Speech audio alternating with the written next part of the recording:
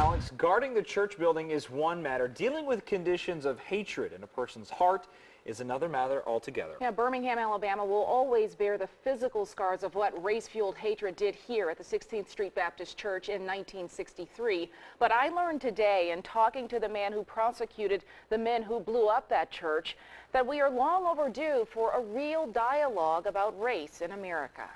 When a hate-filled, murderous bomb blew up the 16th Street Baptist Church, it took nearly 40 years for justice. Former U.S. Attorney Doug Jones prosecuted the men who killed the 4 girls in Birmingham. I talked to him about race relations today. I think things have kind of gone back in the last few years. I've said that a lot. We've seen a lot of rollbacks, I think, of civil rights. Jones says the movement surrounding police killings has raised the issue of race. However, people were taking sides, but a massacre at a church.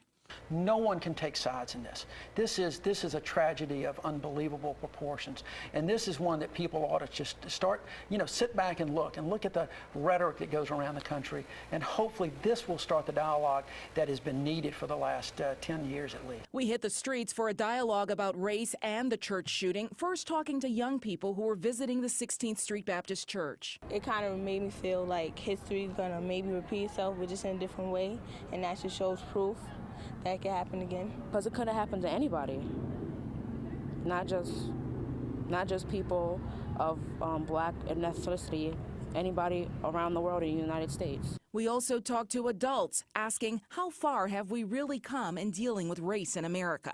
And we're definitely not in the 50s and 60s. Yet we also seem to be experiencing some kind of backlash in terms of progress. We need to be having more conversations, particularly, at least from my perspective, white communities need to be having more conversations together to talk about racism.